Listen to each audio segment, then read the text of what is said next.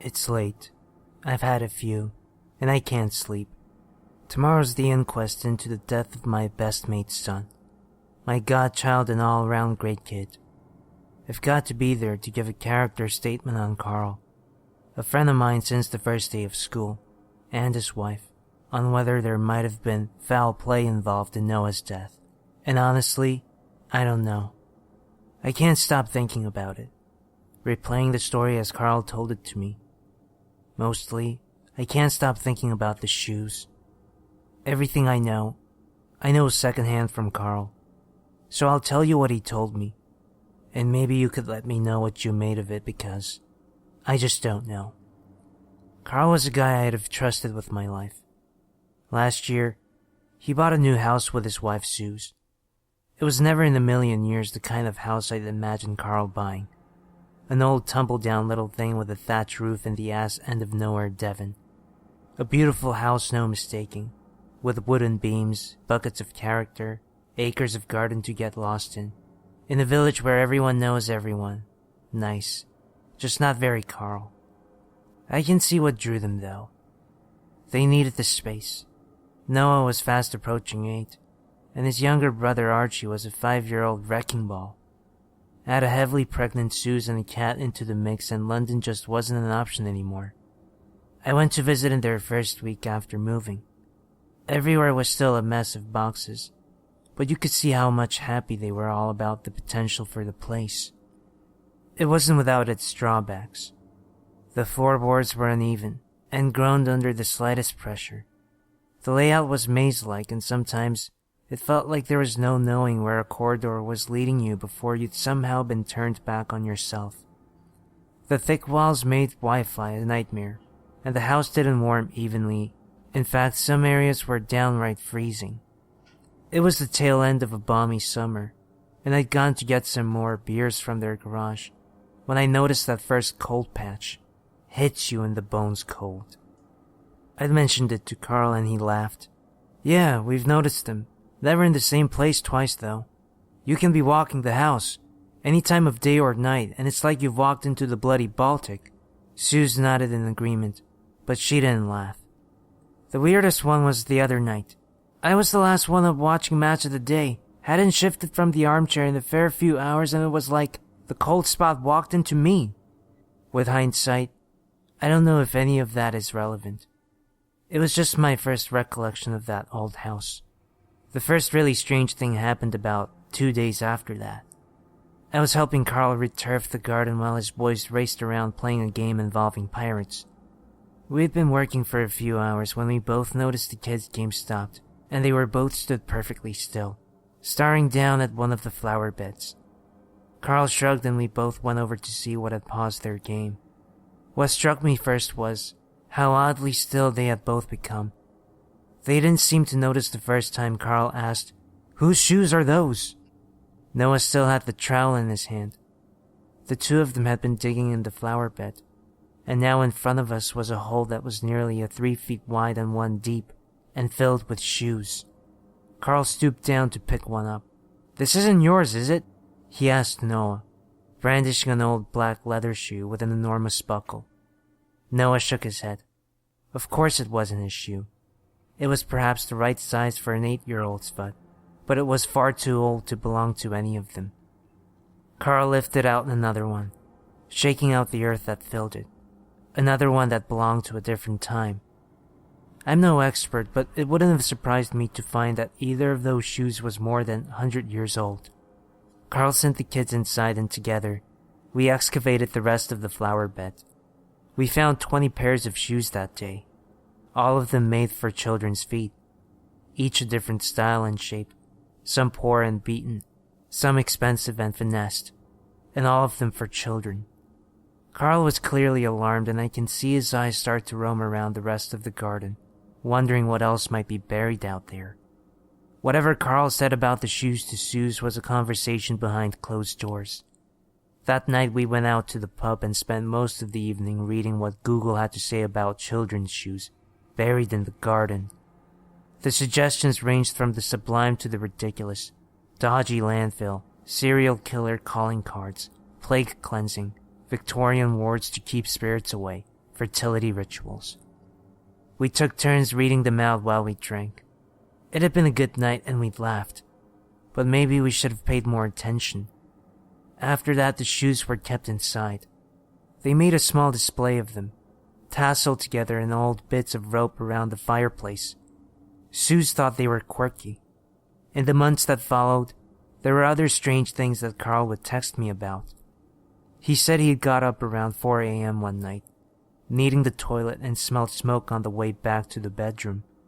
He did a once-over of the house and became convinced that the smell was coming from a freestanding pot plant in the kitchen.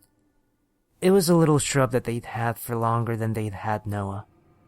After a lot of sniffing, Carl said there was no question it was coming from the plant, and when he pulled it out of the pot, saw that the entire root system was ablaze. Like the soil was full of fluorescent worms. Neither of them had any idea how that could have happened, but were relieved they caught it in time given how flammable all the old timber and thatching was. A week or so later, they found the wasp nest. Suze was cleaning the lounge, trying to sponge out a mark on the wall when she heard the buzzing. The spot she was sponging gave way completely, revealing a throbbing wasp's nest. Carl sent me a voice message. "Maddest thing, man. Don't know if you've ever seen a wasp nest. They're a bit like beavers apparently in that they'll carry back all sorts of material to make it, but the nest was bright red and pulsing. Suze thought she found like some kind of organs pulsing in the walls at first, and wouldn't stop screaming that the house was alive. It's fucked up. All good though. Exterminators yesterday, and they reckon they've got them all. Just need to keep an eye on it. Weird that nothing came up in the surveys about this though. Not like the solicitors were cheap." Then the cat went missing. First day that Noah went to try out his new school. He came home calling for George and ran around the whole house, but the cat was nowhere to be seen. Big fat old thing, not prone to long adventures, or leaving the house at all really. A London cat that liked its creature comforts. Just gone. They put signs up around the village and Noah requested that there was some kind of reward for the finder, but it stayed gone. On Halloween, Carl and Suze took the kids trick-or-treating around the village. They were starting to really settle into the village life and getting involved in things that they had never done in London. They come home, swag bugs bulging with little chocolates, to find a cat sat on the doorstep outside their house. Not George, nothing like George. This cat was sleek, lithe and mean-looking, as Suze put it. But Noah had burst into tears and immediately started hugging and kissing new George, insisting that it had to come inside and that the cat had chosen them. "What are you gonna do?" I'd laughed down the phone. I'd never had kids of my own, and with the state of my love life, it's doubtful I ever will. "Well, fuck, man, I don't know. Obviously, that is someone's cat, isn't it? We can't just have it." I tried to explain this to Noah, and he said that the person can have the cat back when they come for it. And that was a week ago now. I'm just worried no one will come and we'll be stuck with this new cat who really is a bit of a bastard. We'd laughed, and that was the last time I heard Carl laugh. Maybe we'll ever hear Carl laugh, because the next strange thing that happened was that Noah died. Carl said that he'd been sleeping when it happened, but Suze woke him in a blind panic, not knowing exactly what was wrong, but that something had happened. They went to Noah's room first, and saw that he was sound asleep in bed, and then went downstairs because they'd heard a bang.